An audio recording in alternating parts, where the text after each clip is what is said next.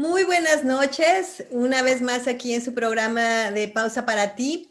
Hoy tengo una invitada muy especial, se llama Rosa Verónica Gómez Domínguez y ella es egresada de la Universidad Iberoamericana en la licenciatura de nutrición, bueno, se llama licenciatura en nutrición humana y ciencias de los alimentos. Y después estudió otra licenciatura en pedagogía, esta vez en la Universidad Pedagógica Nacional.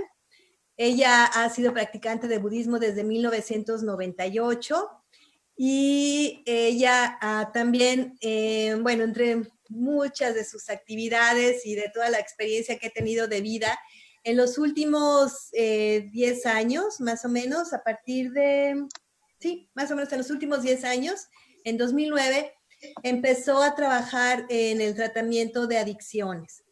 Entonces, ¿se acuerdan que el programa pasado les hablé sobre la adicción a las redes sociales y cómo esto afecta pues en el desarrollo y cómo afecta sobre todo a los adolescentes? Entonces, pues primero les voy a, muy brevemente, les voy a decir más o menos cómo funciona la adicción con el cerebro, ¿no? Con el lóbulo frontal. Por ejemplo, Alcohólicos Anónimos, esta asociación que se ha dedicado por años a trabajar con los adictos a partir de un programa de 12 pasos. Ellos tienen este concepto de que la persona, a partir de la edad en que empieza a consumir algún tipo de droga o de alcohol, su desarrollo se rompe. Y entonces, sobre todo, si empiezan a los 13 años, si empiezan a los 15, si empiezan a los 19, a los 20, a la edad que hayan empezado a consumir ya en un patrón adictivo, en ese momento ellos tienen truncan su desarrollo. Y, por ejemplo, si empezaron a los 13 años, su edad emocional es como de 13 años o de 15 o de la edad que tengan. Y entonces, esto, digamos que Alcohólicos Anónimos empezó alrededor de los años 30, 40 más o menos, y ellos, digamos que fue esto como un conocimiento empírico. No tenían como este conocimiento ya de la ciencia neurológica, pero a través de la observación de sí mismos y de toda la gente que acudió a Alcohólicos Anónimos, pues desarrollaron estas teorías, ¿no? Entonces, actualmente, pues ya tenemos más información y se ha visto que sí, que efectivamente el cerebro va madurando, no como se creía antes que a la pubertad a los 3 años ya estaba totalmente desarrollado y maduro un cerebro, y pues no. La maduración del lóbulo frontal, que es el último que termina este proceso de maduración, termina alrededor de los 35 años. Antes de los 35 años sigue todavía en proceso de maduración. ¿Cómo funciona? Bueno, antes de continuar con esto, quiero que Vero se presente con ustedes. Vero, mi queridísima Vero, pues aquí te dejo un poquito con el auditorio para que te presentes y luego sigo hablando un poquito de esto, de lo que es el cerebro. Bienvenida. Buenas noches Maru, buenas noches tu audiencia, buenas noches a todos los que hacen posible que estemos en pantalla y que podamos compartir un poquito de lo que sabemos con ustedes, o un muchito, no lo sé, y espero que estén muy, que los tengamos con la atención y sea entretenido en términos de que les dé el interés por saber sobre esto, porque pues las adicciones están todo el tiempo ahí y probablemente nosotros tengamos algo de adicción, alguna cosa adictiva. Entonces sería interesante saber cómo es el mecanismo y liberarnos de ella sin que nos asustemos, pero sí liberarnos. Es una Exacto. buena propuesta. Me parece maravilloso. Entonces, bueno, les voy a seguir comentando más o menos cómo funciona esto en el aspecto del desarrollo del cerebro y después ya le voy a dar todo el micrófono a Vero. Ok, entonces, por ejemplo, antes de comenzar con preguntas para Vero, les voy a comentar nada más así rápido cómo es el proceso de maduración del cerebro. Alrededor de los 11 años en las niñas y los 12 años en los niños, es cuando tenemos un pico en lo que es la corteza cerebral.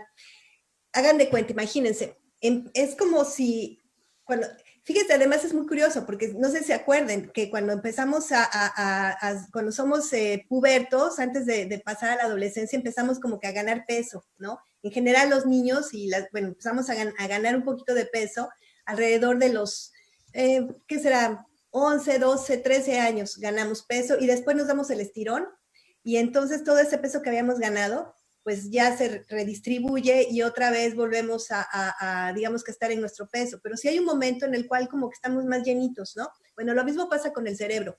El cerebro empieza como a acumular todo lo que es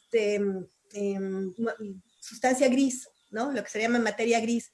Se empieza a acumular, se acumula y tenemos muchísimo y alcanza su mayor, la mayor cantidad de materia gris ocurre en las niñas, como les decía, a los 11 años aproximadamente y en los niños como a los 12. ¿Qué es lo que sucede con esto? Tenemos muchísima materia gris y que la forma en cómo funciona es que empieza un proceso de mielinización y un proceso de poda, ¿no? Entonces empieza a cortar esta materia gris, empezamos una vez que alcanzamos este pico, empezamos como a eliminarla, empezamos a eliminar, pero lo que se va a eliminar es lo que no usamos.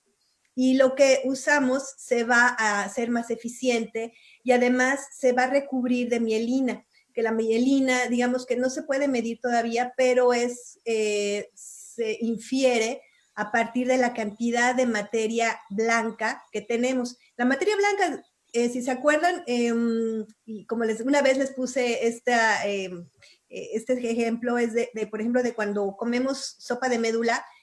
La sopa de médula es esta sustancia blanca, ¿no? Así como esponjosita. Bueno, eso es muy parecido a la materia blanca, que es la mielina, que es la que recubre todos los nervios. Y se recubre porque de esta manera se hace más eficiente el conducto de información a partir de los neuronas, ¿ok? Bueno, entonces cuando empezamos a madurar, empezamos a podar todo este exceso de materia gris. El proceso empieza de la parte de atrás del cerebro hacia el frente. El último en tener este proceso es el lóbulo frontal. Y como les decía, el lóbulo frontal termina de desarrollarse a partir de los 35 años. Entonces ya no les voy a decir más, o sea, nada más era como para que entiendan que esto también tiene una base fisiológica. O sea, no es nada más que dejamos de madurar porque porque la gente empieza a tomar algún tipo de sustancias o empieza a tener ciertas, por ejemplo, como el uso de las redes sociales a tal grado de que dejan de tomar atención y de usar otras cosas, ¿no? De otras áreas del cerebro. Entonces, esto sucede y como les digo, tiene una base fisiológica. Solamente quería darles una pequeña introducción. El tema es amplísimo y en otra ocasión hablaremos otro poquito de la parte fisiológica, pero ahorita sí ya quiero entrar en materia con Vero. Y como les decía, Vero tiene una experiencia, bueno, bárbara en esto. Y de hecho, Vero ya empezó a usar en el tratamiento de las adicciones, empezaron a usar una planta que se llama iboga, que procede de África. Ella estuvo en África y tuvo una iniciación bueno, así le llaman, y ella nos va a explicar de qué se trata y qué es una iniciación. Tuvo una iniciación de iboga en África, a través de la iniciación se llama Fang, con elementos Mitsogo, y esto lo hizo en Gabón. Entonces, pues ahora sí, ya los dejo, bueno, vamos a empezar a platicar más con Vero, y pues primero que nada, quisiera que nos platicaras de tu experiencia en Gabón, y también que nos explicaras, pues, cómo fue que empezó este proceso para ti del tratamiento de adicciones. Y ya después seguiré preguntándote más cositas. Ah, y una cosa de una vez. Seguramente este tema es tan amplio y con Vero nos vamos a quedar, yo creo que con ganas de seguir hablando, así que de una vez les aviso que la próxima semana vamos a continuar con el tema, porque no vamos a terminar hoy, porque es bastante amplio, y si nos da para otro tercer programa, lo haremos. Ok, pero bueno, entonces ahora sí, Vero, empezamos. Cuéntanos un poco de tu experiencia en África y de todo esto. Pues miren, realmente mi experiencia en África fue precedida por otras experiencias de iniciaciones, tanto en el Amazonas peruano, como también en India, y en el desierto de Wirikuta, y pues en la sierra de Huautla. Ahí son lugares endémicos de plantas de poder. La última iniciación que tuve fue la de iboga en Gabón, en África. Y bueno, para entender un poco qué es iniciación, pues iniciación etimológicamente, ¿no? Es entrar a algo nuevo. Eso es una iniciación. Y también tiene que ver con un rito de pasaje, ¿no? O sea, es dejar cosas atrás. Algo que no es válido, lo dejas atrás y entras a algo nuevo. Eso es una iniciación. Y bueno, pues me voy a enfocar ahorita en la iniciación a la iboga. La iboga es una planta endémica de Gabón, Camerún, Congo. Es una planta que no es fácil de plantar en otros ecosistemas y ni siquiera en otros lugares. O sea, es una planta que se tiene que cuidar muchísimo en sus lugares de origen, porque si se depreda y no se tiene el cuidado que se necesita, se puede extinguir. Es algo bien importante que hay que poner en el marco de esto, porque cuando la oferta de esta planta es demasiado para el mundo occidental, la demanda es tremenda para el mundo occidental y la oferta no puede dar respuesta, sí se corre ese riesgo. Entonces es lo primeritito que tengo que decir. Sí, porque tengo entendido que hubo intentos, o no sé si sigue habiendo intentos de comercializarla, ¿no? De hacerla, como encapsularla o algo por tratamientos farmacéuticos en Estados Unidos, tengo entendido, ¿no? Que casi ha habido intentos. Sí, ha habido varios intentos desde finales de los 70s. Afortunadamente no se han concretado. Bueno. Pero las posibilidades están ahí. Pero eso es bien importante. Ahora, bueno, volviendo a la iniciación. La iniciación es entrar a algo nuevo. Entonces, quiero hablar de eso antes de entrar en lo que es adicciones, para tener un sostén, un fundamento. Sí. ¿Por qué iboga y por qué no otra opción, no? Claro.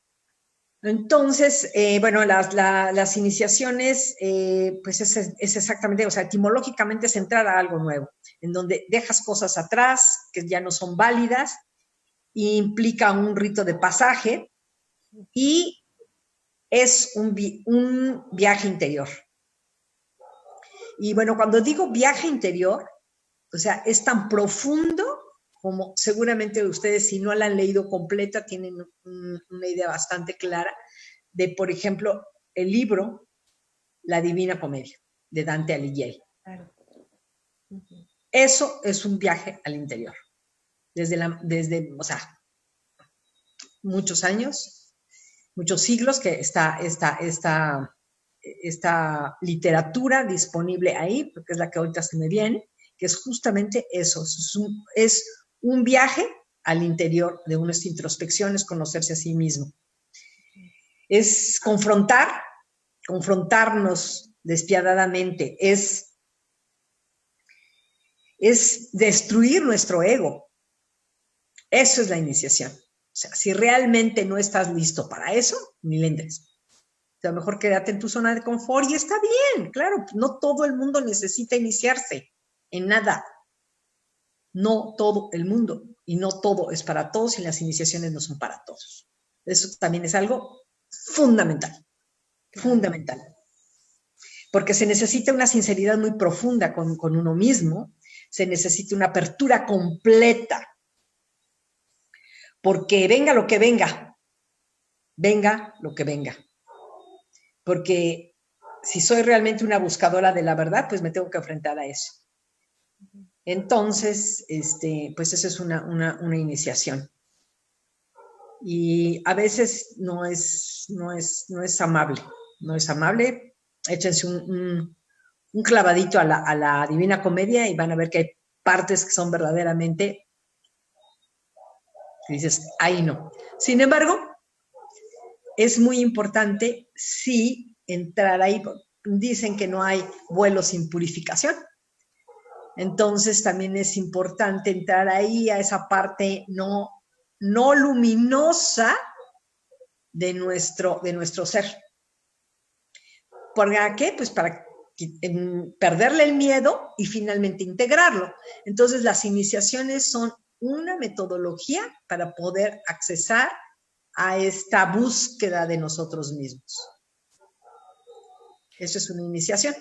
Y es, por ejemplo, como el paso cuando pasamos por la adolescencia, ¿no? Justo la adolescencia de alguna forma es como una iniciación, porque dejamos de ser niños, estamos en este proceso de cambio que no sabemos ni para dónde vamos y de pronto pues tenemos que enfrentar estos cambios de nuestro cuerpo y ver y yo siento que tal vez un poco digamos que biológicamente hablando, el paso de la niñez a la juventud, que es la adolescencia, yo creo que es como una especie como de iniciación, ¿no crees, Vero? Sí, claro que sí, pues son unos movimientos ahí tremendos, hormonales, donde estamos creciendo, nuestro cuerpo luego no coincide con el cuerpo emocional, con el cuerpo mental, o sea, es una cosa ahí tremenda. Y justamente casi en todas las tradiciones de los pueblos originarios, de cualquier continente, si nos vamos a África, si nos vamos a Asia, Oceanía, aquí en América, que era el Anáhuac, coincidían la adolescencia, la pubertad, adolescencia, con que la comunidad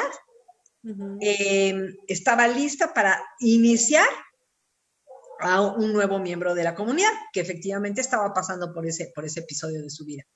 Claro. Y claro, obviamente la comunidad estaba sosteniendo ese paso del ser niño al ser adulto y que iba a integrarse como adulto a la comunidad. Entonces, el miembro de esa comunidad tenía todo un sostén para poder hacer eso. Y las iniciaciones generalmente se daban ahí. Pero lo que sí quisiera yo acotar aquí, que lo que yo he investigado y pregunté ahí en África, la iniciación con iboga no solamente se hace en ese momento, sino en algún momento en que algún miembro de la comunidad está necesitando o no es que esté necesitando, estás en una búsqueda interior, entonces la comunidad se organiza y se hace la ceremonia para esta hombre o mujer que quiera, independientemente de que tenga 30 años o 40 años. Y es muy bonito porque la misma comunidad sostiene a esta persona para que pueda hacer esa transición tan fuerte que implica un viaje interno, ¿no? Tan introspectivo. Claro. En cuanto a iboga, es un arbusto, hay todavía árboles, pero están muy adentro de la selva, y se usa la raíz. Uy. Entonces esto también es muy importante porque, por ejemplo, cuando tú tienes en una ceremonia de ayahuasca, pues es una liana y un arbusto, las hojitas, ¿no? De chacruna y de la iboga, que es una mezcla. Por ejemplo, si es el peyote o el jicuri, pues bueno, es un cactus, ¿no? Es un cactus. También tardan años en crecer, como 10 años, yo creo, nada más en crecer una pequeña, o sea, no es para que te lo estés comiendo todos los días. Claro, también esa es otra situación que está viviendo el peyote y nuestros hermanos wixárikas, tratando de mantener el desierto que es el hábitat donde crece esta planta de poder, esta planta maestra, medicina, y que la gente llega y depreda. Sí. ¿No? Y lo mismo está pasando en el Amazonas, la gente llega y depreda, el sistema depreda estas posibilidades de entrar exactamente en una iniciación y de entrar en un viaje interno. No es la única manera, pero es una posibilidad. Claro. Es una oportunidad. ¿Sí?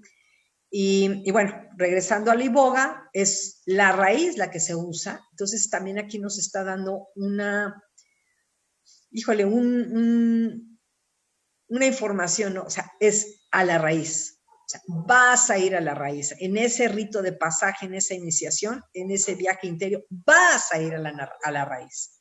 Entonces, es de acuerdo a Dennis McKenna, el hermano de Terence McKenna, y el doctor psiquiatra Claudio Naranjo, ellos dos dicen que es la planta maestra medicina más poderosa y potente que tiene el ser humano en este planeta. Wow. Entonces no es una cosa de decir, ay, bueno, voy a hacer la ceremonia y bueno, no, te tienes que preparar porque lo más seguro es que sea una sola vez en tu vida que lo hagas. Una. Si es que ese es tu deseo, estás preparado y el universo conspira para que puedas entrar en un proceso tan profundo de introspección y de conocimiento de ti mismo. Claro. Según tengo entendido, fue casi que casualidad que se descubrió que la iboga se podía usar para el tratamiento de adicciones. ¿Nos puedes informar un poquito sobre esto? Sí, esto fue a finales de los 60s, en donde, bueno, pues el flower power, todo el mundo andaba en la psicodelia, y así cuenta Howard Lotsof, que él estaba en este mundo, estaba en la Universidad de Nueva York, y muy joven, y estaba consumiendo heroína, entre otras cosas. Pero se dio cuenta que le habían dado algo, seguían como investigando, como pues ensayando esto, el otro, no se sabía, pues los años 60, finales de los 60, total psicodelia. Entonces, alguien le dio una sustancia, no supo cuál. Lo que sí se dio cuenta es que un día después, 2 días después, la gana de consumir heroína había desaparecido. Entonces empezó a investigar qué era, dio que era la iboga, y a partir de ese momento Howard Lotsof se convierte en la persona en Occidente que investiga, va a ver qué pasa. Un día después se junta con otras personas, con otros doctores, con otros biólogos, químicos, y logran ¿cómo se llama? Separar el alcaloide, porque la iboga tiene como 20 alcaloides. Oh, ok. Entonces, separan la ibogaína, que es el alcaloide, que es el que tiene mayor. Entonces, la característica es que molecularmente se parece mucho a la molécula de los opiáceos, que es el opio, o la morfina, o la heroína. Entonces, el cuerpo puede hacer este cambio, o sea, que llegue la ibogaína, porque es muy parecida a la molécula de los opiáceos. Entonces, toma su lugar y entonces la persona deja de tener la necesidad física de la heroína, porque la ibogaína es un proceso bioquímico. Claro. A ese nivel, ¿no? Pero bueno, ese es nada más ese nivel. Lo que pasa es que a nivel espiritual, a nivel de introspección, pues es muchísimo más. O sea, es algo que sería muy difícil realmente saber qué es lo que pasa cuando una persona está en ese proceso de viaje interior. Y todo lo que sucede a partir de ahí, porque eso no nada más es, ay, bueno, tomé la planta unos 2, 3 días y ya todo cambió. No, es un trabajo que se va haciendo, es un proceso interno, físico, emocional, mental, o sea, brutal. Claro. En mi experiencia personal, el proceso después de haber tenido mi iniciación, que por cierto fue prácticamente un mes allá en Gabón, de verlo en perspectiva, fueron 5 años. 5 años. Y lo he platicado con otras personas que han hecho iniciación allá y también coinciden con 5 años. Y no importa, yo dije, bueno, a lo mejor porque, pues, bueno, yo ya fui bastante más grande, ¿no? O sea, yo tenía 55 años cuando tomé la decisión y fui a Gabón. Pero ha habido, pues, jovencitos, o sea, jovencitos de 28 años, 27 años, y me informan lo mismo. O sea, que el proceso de decir, ahora sí puedo ver qué sucedió, qué puedo hacer. La retrospectiva es de 5 años. Wow. O sea, no es algo de decir, ay, bueno, voy a tomar la iboga. No, esto no es para todos. Claro. No, y la otra cuestión es que digamos que mucha gente que supo de la iboga, yo de hecho me acuerdo que había un programa que se llamaba, ¿cómo se llama este programa? Homeland, en el cual en uno de los capítulos este hombre, uno de los personajes está totalmente adicto y entonces dicen, le vamos a dar un tratamiento que lo va a sacar de la adicción porque el hombre estaba, bueno, perdido, ¿no? Entonces le dan la planta y entonces se ve como alucina y se la pasa fatal, pero después ya sale y ya está como nuevo y ya no es adicto, ¿no? Entonces, digamos que es como un poco la mirada del occidente, ¿no? De cómo podemos trabajar la adicción. En el momento que ya no dejas de sentir este deseo de usar de usar no sé, la sustancia, que ya sean opiáceos o cualquier otro tipo de sustancia, en el momento en que ya creen que ya no la necesitan físicamente, entonces creen que ya están curados, ¿no?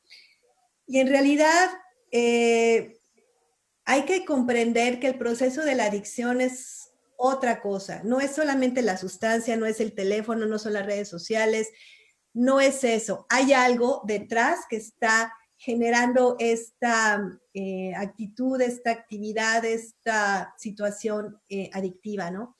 Entonces, pues me gustaría que nos platicaras un poco, Vero, ¿cuál ha sido tu experiencia con el tratamiento de adictos? ¿Cuál ha sido, qué es lo que tú has observado en la gente que es adicta?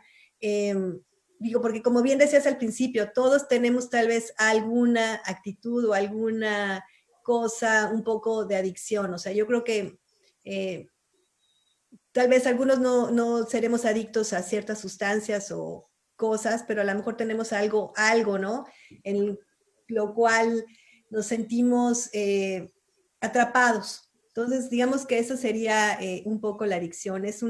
La adicción, digamos que la definición de adicción es una conducta o el uso de algo que nos permite cambiar la forma en cómo nos sentimos y que no creemos que sea posible a través de simplemente de nosotros, de nuestras capacidades interiores, que necesitamos algo externo para poder cambiar, ¿no?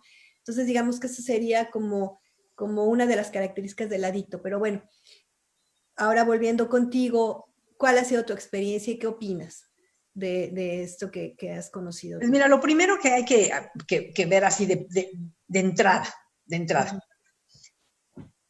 nadie en su sano juicio se levanta un día en la mañana y dice, hoy me doy un arponazo de heroína, hoy me echo 3 líneas de coca, o voy y aprendo a fumar crack. O sea, nadie en su sano juicio hace eso. Y yo les podría decir que el 99.99% de los adictos jamás empezaron así. Entonces, ¿cómo empezaron? Exacto. La pregunta es entonces, ¿cómo empezaron? Pues empiezan, todos por lo general, empiezan primero con una cerveza, y esa cerveza, ese alcohol, copita de vino, la cubita, el whisky, no sé, lo que sea, tiene la característica de bajar la voluntad, de alguna manera. O sea, ya te relajas y bueno, va, ¿no? Y ahí lo siguiente es que alguien está por ahí con alguna otra sustancia. Y aquí está el punto.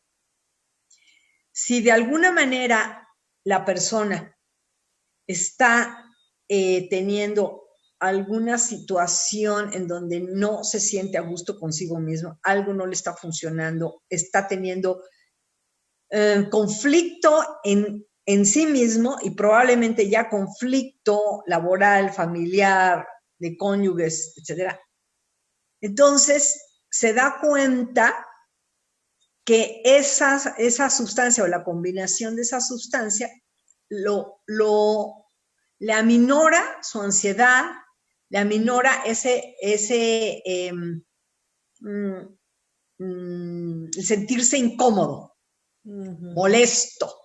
Y entonces es un oasis. Es como que siente rico. Es una tregua, una pausa en donde dice, y descansa de esa angustia y ese falta de paz y de armonía interna. Y ahí es donde está el enganche. Claro. Y entonces lo que fue algo que lo liberó del sentirse, de esa incomodidad, vamos a llamarla, ¿sí? Se vuelve una cárcel, se vuelve una jaula. Y entonces después tiene la incomodidad original que hizo que se enganchara a la sustancia o a las acciones o una relación tóxica, porque bueno, las adicciones son, el espectro es enorme.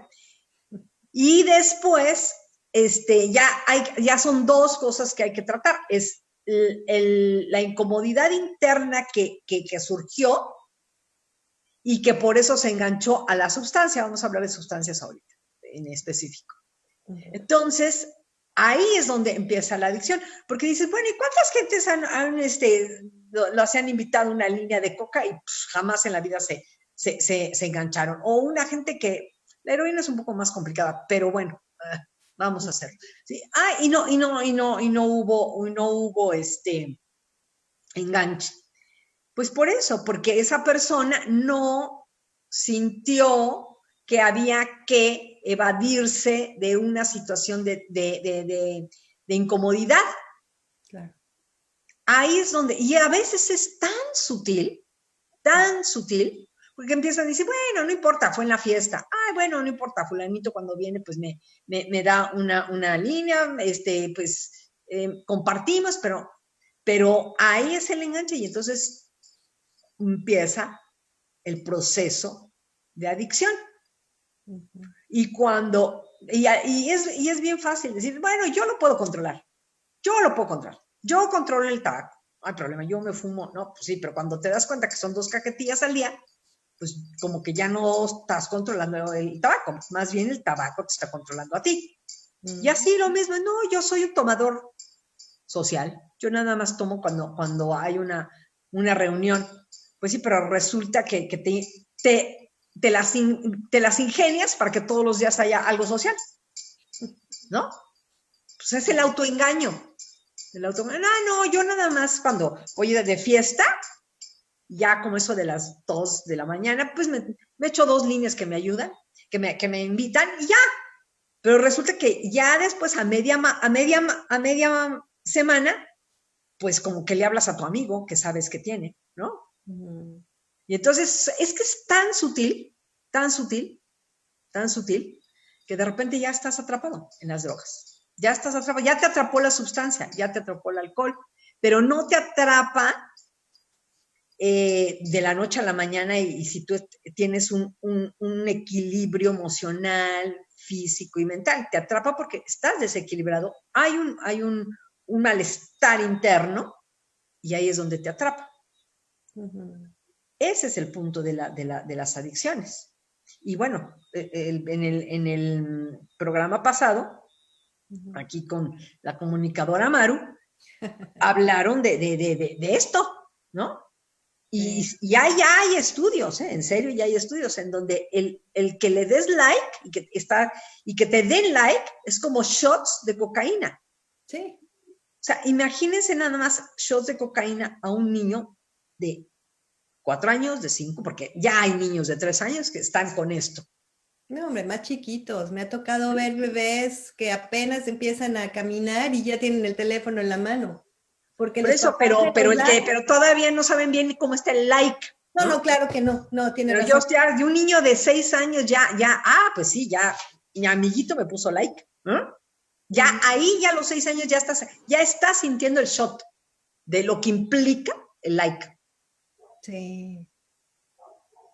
Y lo que tú decías ahorita al principio del programa. O sea, si la estructura del lóbulo frontal hasta los 35 años ya está completamente maduro, imagínense o sea, lo tierno que está esa estructura cuando tienes 6 años, 8, 11, 13, 15.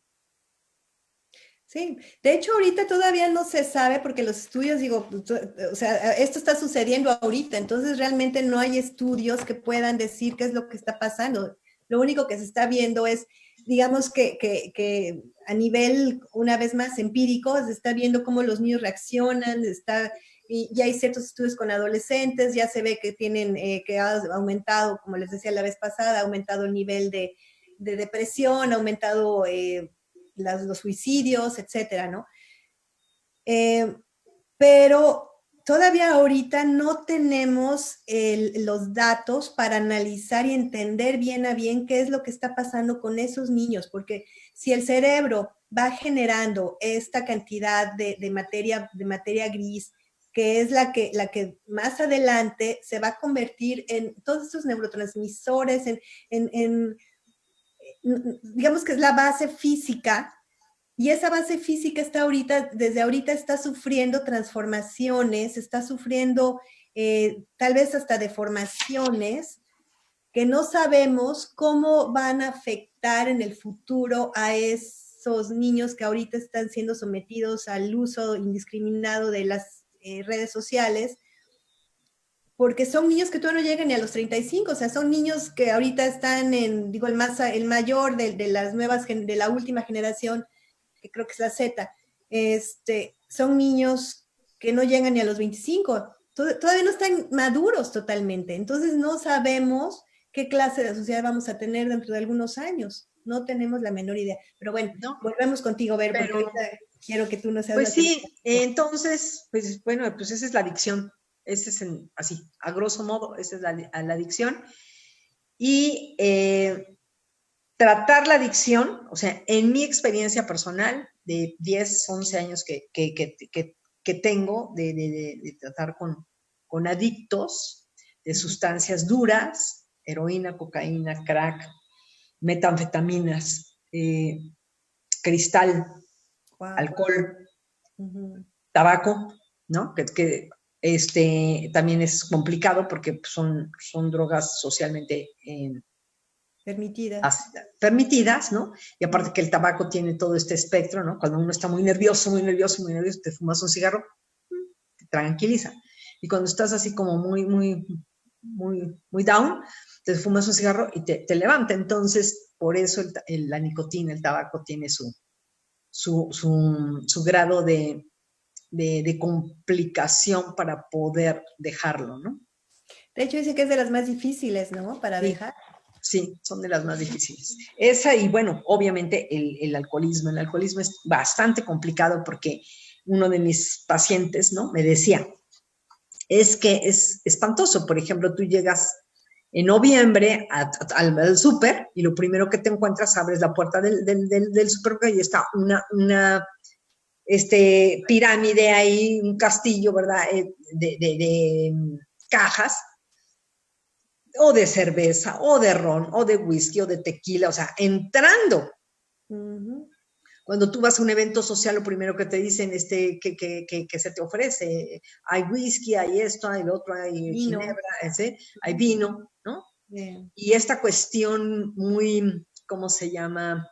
Como de sofisticación, ¿no? En el gourmet, ¿no? Este maridaje, marisco va con tal,